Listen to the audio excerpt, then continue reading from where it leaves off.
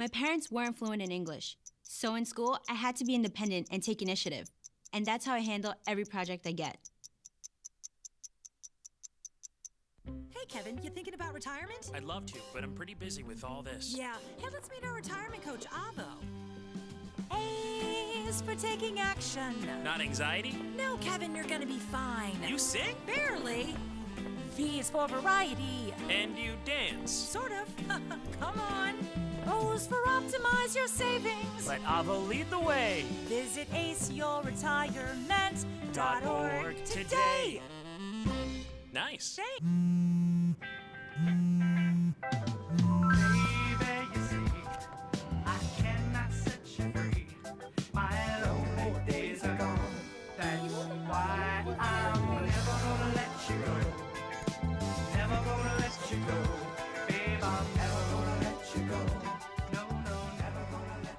Here you go.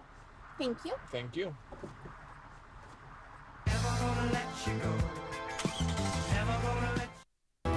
Good evening and welcome to Eagle Eye News at 6. Eagle Eye TV has done a great job. And welcome to Eagle Eye News at 6. We are just having a great time here in Auburn, Alabama. The party is not over yet. Eagle Eye TV, Auburn's news leader.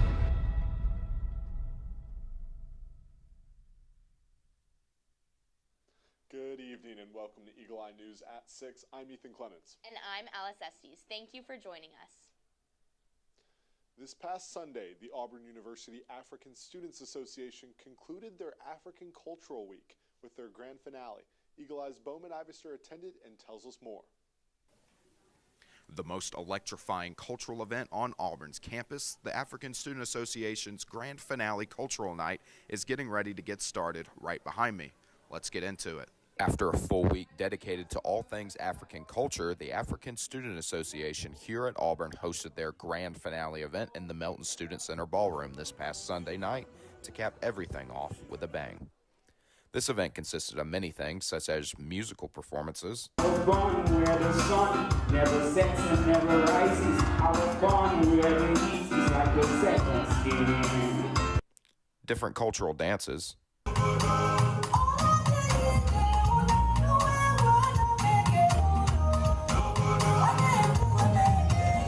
an award show for members of the ASA,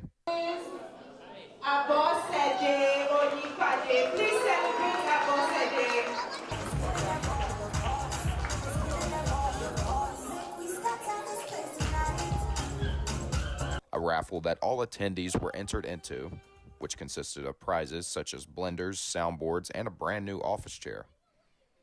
The night also had delicious African cuisine for those in attendance, and I can confirm it was indeed delicious. With all the different festivities from the night, we asked several attendees what their favorite part was. Food! Yay, it was great. I think the dancing, but this was after most people had left. I really enjoyed the dancing with my friends and all, so it was really good. And apart from that, the food was great as well. Did you try any? I did. That's good. Yes, it was really good. Well, I sang. It was fun. Yeah, and also like really doing the Nigerian dishes once again, like maybe the pepper soup, like the food. It was really good. And then also like really seeing people like come out to come support the African community. It was really good, like seeing the international community as well, the local come around and encourage. It's really good. Yeah, it was really beautiful. The food. The food, yeah, the food. The food. I agree. My favorite part, to be honest, was the moment I said, now I introduce to you the new president. That was my favorite part. Yes. This cultural night was a very significant event to many in attendance, and we spoke to them about what it meant to them. So I'm Rwandese, and I'm the only Rwandese at this event and at Auburn University. So this was very significant for me, and I was so excited to represent my country, and I had so much fun. So yeah. Tonight's event is quite significant because this is the melting point of African culture and people who live in diaspora.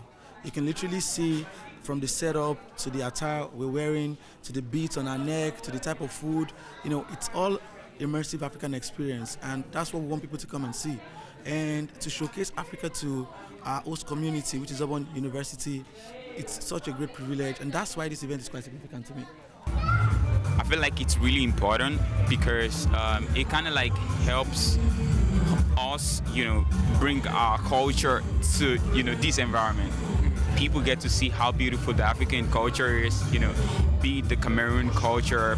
For instance, we're just arguing about, is Nigerian jollof better than the Ghana jollof? It's like, it's a thing that everybody needs to know about, right? So it's just, bringing the beauty of the African culture to the world to see, Yeah. Overall, the ASA's Grand Finale Cultural Night was a grand way to finish off African Cultural Week and a significant night for all in attendance to share and celebrate their cultures and traditions here on the Plains. From Eagle Eye News, I'm Bowman Ivester.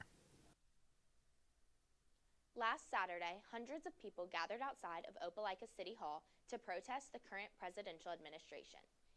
Hands Off is a nationwide set of protests that are in resistance to the second administration of Donald Trump's presidency. They are protesting for the removal of Trump and Elon Musk from authority, ending federal cuts from major federal offices, lifting the tariffs, the protection of minorities, and the reconstruction of diplomatic relations with Canada and Europe. Attendees of the protest varied in age and ethnic background, and the protest remained peaceful throughout its duration. This past weekend, the Auburn men's basketball team did their last dance for the Final Four in San Antonio, Texas. But the Auburn family got to dance back at home, cheering them on from Neville Arena. Eagle Eye reporter Sophia Weber attended the watch party and has the story. Auburn fans who couldn't make the trip to San Antonio this weekend for the Final Four were still in luck. Auburn Athletics announced on Tuesday that they would be opening the doors to Neville Arena for a free watch party. It's a fantastic thing. We live locally but can't travel to San Antonio. Be able to come over here with the rest of the Auburn fans, and it is a fantastic experience being here.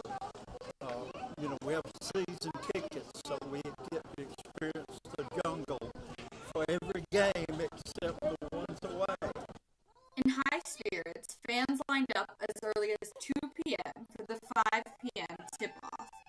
Many people spoke about how this opportunity allowed the Auburn community to come together, and the free admission made it possible for families that may not have been able to afford a game otherwise.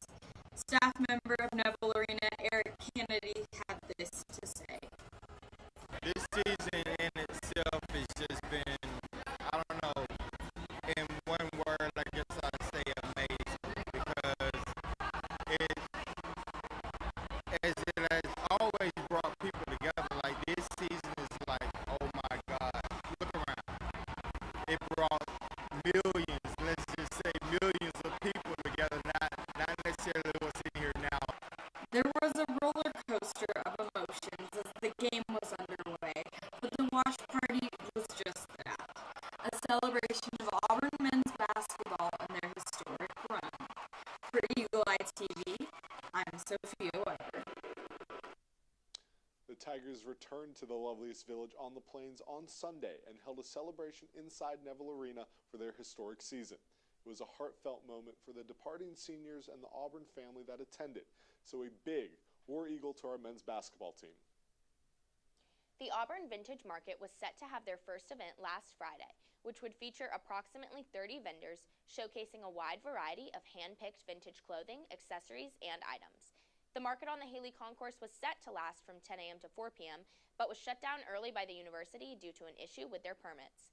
Eagle Eye's Courtney Webster has the story. The following statement from Auburn University on Monday regarding the market being shut down.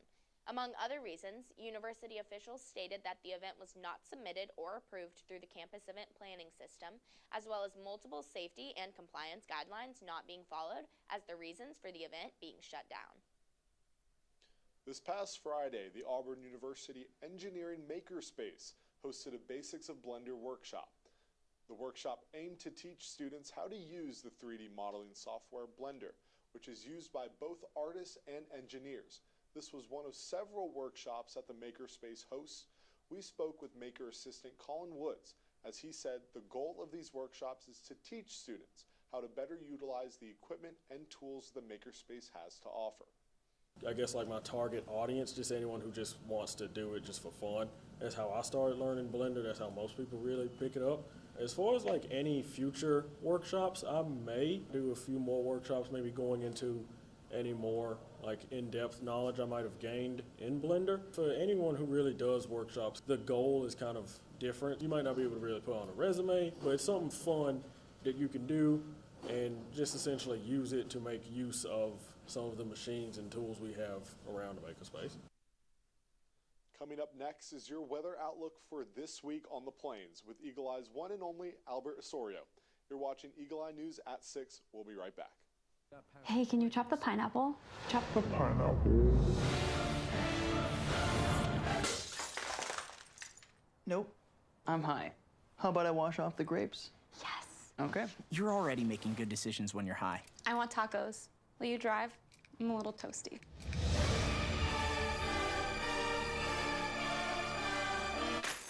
Nope, I'm high. Let's order in. Don't make an exception when it comes to driving. If you feel different, you drive different. See on page 4 that the projections need to be tornado next Thursday. Seriously? Thursday? Can't do that. This is really inconvenient. I have yoga that day. I have no time for this. So. I can't do Thursday, but I can do Friday. Disasters don't plan ahead. You can. Talk to your loved ones about how you're going to be ready in an emergency. Don't wait. Communicate.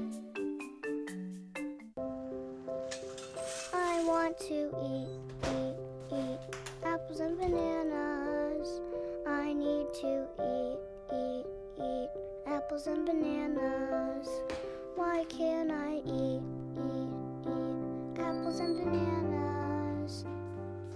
Support the Feeding America nationwide network of food banks to help provide meals to those in need. Join us at feedingamerica.org.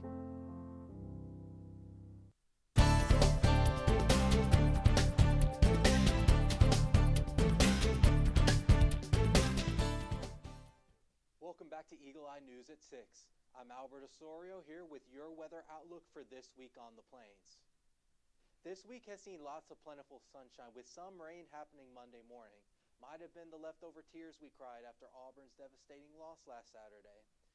However, it was getting warmer and warmer as the week progressed, with the highs averaging approximately 80 degrees and the lows averaging 59 degrees.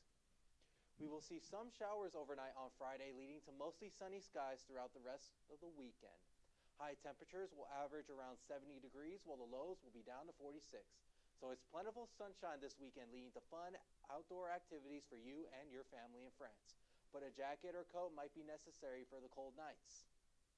That's all I have for your weather outlook for this week. When we come back, you will hear more from our anchors regarding tariffs, a nightclub collapse, and a man who was killed confronting a shoplifter.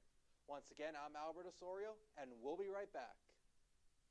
Yeah!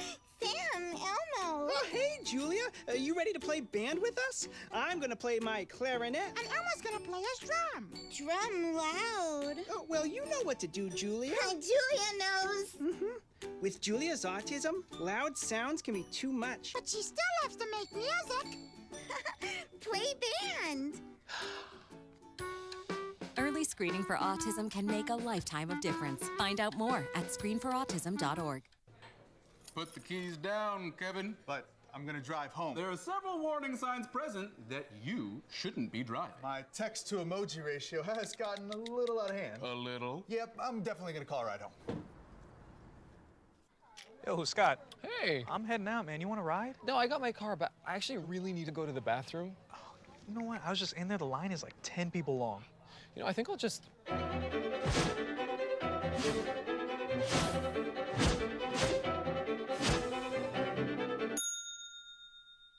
Dude, are you okay?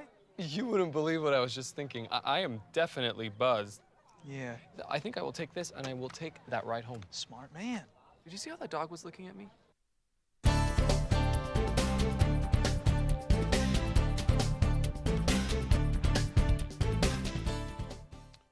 Welcome back to Eagle Eye News at 6. Markets surged after President Donald Trump paused most new reciprocal tariffs Wednesday. However, the president excluded China in the 90-day pause and raised its reciprocal levies to at least 125% instead. Other countries will see rates go back down to 10%. Sherelle Hubbard has the latest on the tariff roller coaster and the brewing trade war between the world's two largest economies. The markets soared Wednesday after President Trump announced he's pausing some of the tariffs that took effect at midnight. I did a 90-day pause for the people that didn't retaliate because I told them if you retaliate, we're going to double it. Not included in the 90-day pause, China. In fact, their tariffs increase even further. China will be raised to 125 due to their insistence on escalation. This after China announced retaliatory tariffs of 84% on U.S. goods, further escalating the trade war. They have shown themselves to the world to be the bad actors, and we are willing to cooperate with our allies and with our trading partners who did not retaliate. The standoff between the world's two largest economies seemingly turning personal. We borrow money from Chinese peasants to buy the things those Chinese peasants manufacture. Vice President J.D. Vance's Chinese peasants comment last week igniting outrage in China. Beijing lashed out at Vance on Tuesday, calling his remarks ignorant and disrespectful. Meanwhile, critics slammed the president, saying damage has already been done to the economy.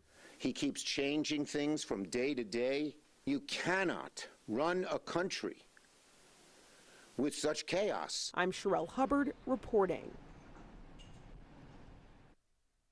The death toll in one of the Dominican Republic's deadliest tragedies continues to grow amid ongoing search operations. At least 184 are confirmed dead, and authorities say the bodies of dozens of victims in Tuesday's nightclub roof collapse have yet to be identified. CNN contributor Stefano Pozzobon has the latest from Santo Domingo. Fernández Reyes, Joel Manuel Santana Pion. The names read out loud by forensic doctors, each of them a life cut short. More than 100 bodies have been recovered, but dozens yet to be identified in the rooftop collapse of a nightclub in Santo Domingo. A growing death toll cutting through the soul of this nation. The Jet Set was an iconic venue. Monday night, many local celebrities had come here to celebrate its 50th anniversary. Several are now being mourned, including two former Major League Baseball players, a Latin music star, and the governor of a local province. Dominican President Luis Abinader declared 3 days of national mourning to commemorate the victims. Outside the venue, relatives search for the names of their loved ones in lists hanging on a field hospital. I've lost 2 brothers. This is a national tragedy. We are just heartbroken, says this man. The rescue operations continue in the dark. There are still people to be found, a race against time even when hope is fading fast. A small group of faithful singing their pain and refusing to let go. Stefano Pozzebon, CNN, Santo Domingo. The family in Metro Los Angeles is devastated after a man was killed by a thief outside his brother's store. He was trying to help stop the crime when the unthinkable happened. Nicole Comstock has the story. Jamshed Yagubi just watched his younger brother die in the parking lot in front of his business in South El Monte. I had my finger in his mouth to make sure he can breathe. There's blood all over his head, and he died. He identifies his brother as 63-year-old Kurosh Yagubi, who went by Steve.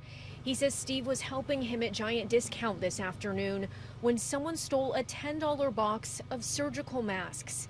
He says they followed the thief to his getaway car outside and told him to either give the masks back or pay for them. But instead, the suspect punched Steve. When they hit him hard, he go like this and crash. The blow knocked Steve to the ground where Jamshed says he hit his head on the blacktop. And then they go over him completely. He was between front tire and back tire, rolling under the car. He says the driver backed up and ran over Steve while he was already down. I really don't know if life is worth it anymore. I can't take it anymore. Two people died, my family, in 4 years, and not died, just killed. The Yagoubi family says another one of their brothers was attacked and killed in front of his home in Anaheim in 2021. They say they immigrated here from Iran because they thought America was the safest country in the world. But I'm not sure anymore. It's not safe. Everywhere you go, somebody kills somebody. LA County Sheriff's deputies tell us they're still searching for the suspects. Jamshed tells us he's had 5 other recent burglaries at his store, including 2 where a suspect broke in through the roof to steal. He says the criminals never get caught, and he's calling on the new presidential administration to stop it. Donald Trump, do the good job for this country.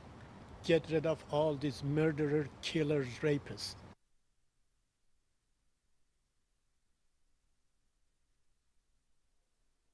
When we come back, Caroline Burrows will fill you in on the entertainment world. You're watching Eagle Eye TV. We need to go meet the guys. I'm lit. Can you drive? Pool party at Jesse's. Can you drive? Will you drive? I'm a little toasty.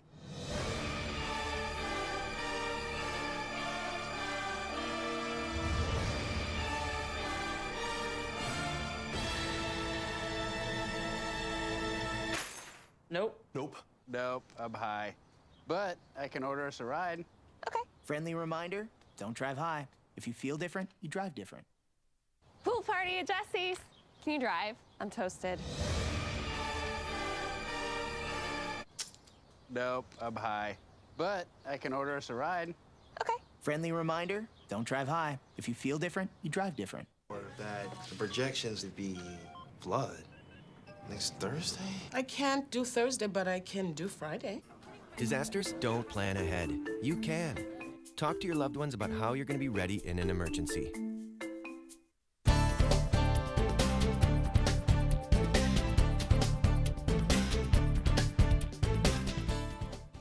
Welcome back to Eagle Eye News at 6. I'm Caroline Burrows, here to give you your entertainment update. A blind Alaskan man hopes to inspire and teach others inside and outside the blind community. Joe Allgood met an incredible individual who, despite not having legs or his sense of sight, sees endless possibilities for himself. Meet Blind Shaq. That's what I call myself, the Blind Shaq. Hailing from the Republic of Palau and landing in Alaska, 30-year-old Shaquille Arabuk, a.k.a. the Blind Shaq, is a beacon of hope. But he wasn't always that way. 6 years ago, Shaq woke up from a coma, forever changed. I remember asking the medical staff, how can they work in the dark? And that's where they confirmed I am completely blind. His sight and his legs lost to a flesh-eating bacterial infection shortly after his grandmother died, leaving him hopeless. Yeah, losing my legs, losing my vision, and then eventually losing my grandma. That's tough. Shaq moved back to the 49th state and eventually visited the Alaska Center for the Blind and Visually Impaired. Because I'm a very independent person, I don't always rely on people, but now I realize, like, yeah, you're not the same no more, Shaq. You have to ask for help. Immediately welcomed by program director Nate Kyle, who is also blind. He transferred his energy to me because I said, if the program director Nate Kyle can do it, I can do it too. And eventually reminded of a favorite pastime of his when Kyle wandered through the center playing guitar. Yeah, I heard that, and then I went downstairs and I'm like, dang, he's playing that beautifully amazing. So it just motivated me, like, Shaq, go back home and pick up or go back to your keyboard. Now he plays every day. Sometimes I lay under the moon, I thank God I'm breathing, then I pray, oh take me soon as I Shaq hopes to teach others the same skills he learned while adjusting to life in the dark. We still can do it. It's just the blind community, we do everything in the dark.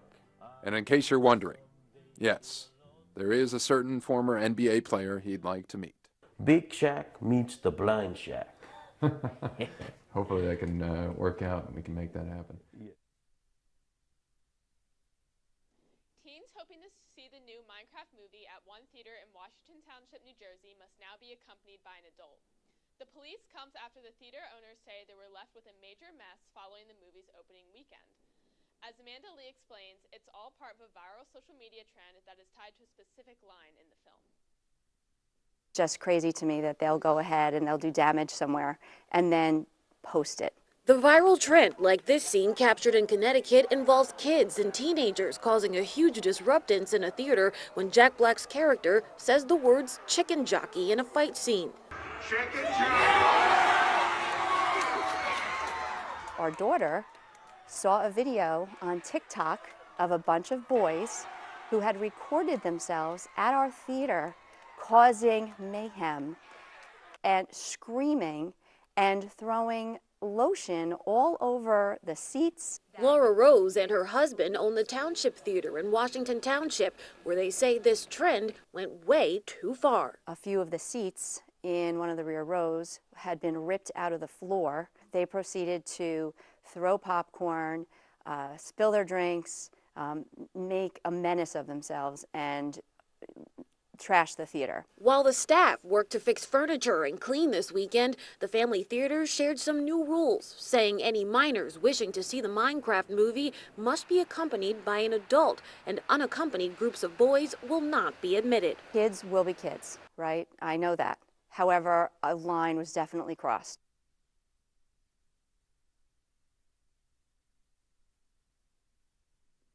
Before I hand you back to Ethan and Alice, I have one more story for you. A train cuts a grain trailer in half in Alcatraz in 3D. Jim Rowbottom brings us today's edition of Take a Look at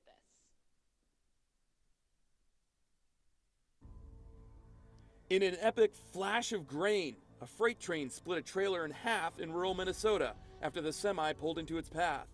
No one was seriously hurt. The trailer, which was carrying livestock feed, is a total loss, and the train engine was damaged. The crossing does not have crossing arms or signal lights, just stop signs. The trucker at the wheel was ticketed for a misdemeanor railroad crossing violation and a petty misdemeanor for disobeying a traffic control device. We don't know exactly what caused the mishap, but we just have to point out that the name of the town is Sleepy Eye. In a completely unrelated story, 3D mapping is revealing some of the secrets of the infamous prison island of Alcatraz. VCTO Labs used a $100,000 drone, a robot dog, and cutting-edge laser technology. The drone explored sewer lines, cisterns, and the power plant smokestack at the former prison off the coast of San Francisco. The mapping revealed parts of Alcatraz that haven't been seen in more than a century. For Take a Look at This, I'm Jim Rowbottom. Earlier this afternoon, a helicopter carrying 6 passengers crashed into the Hudson River in New York City. All 6 passengers were killed, and authorities continue to search for the wreckage. Today, play began at the 89th edition of the Masters in Augusta, Georgia. After day 1 of the tournament, Justin Rose leads with a score of 7 under par. The House of Representatives voted to approve Trump's federal budget plan on Thursday after concerns from Republican lawmakers about too many budget cuts being made. The next step is for the Senate to approve the bill, which would allow the budget to bypass the typical 60-vote majority needed in the Senate through a process called reconciliation. Unfortunately, that's all we have for you tonight, but for more Auburn news, head over to our website, eagleeyeauburn.com, and check out our social media pages. I'm Ethan Clements. And I'm Alice Estes. Thank you for joining us tonight, and War Eagle. Touchdown! Did you see that? Whoa, we scored? Yeah, we scored. We're going to the playoffs. I can't believe I missed that. Every time I'm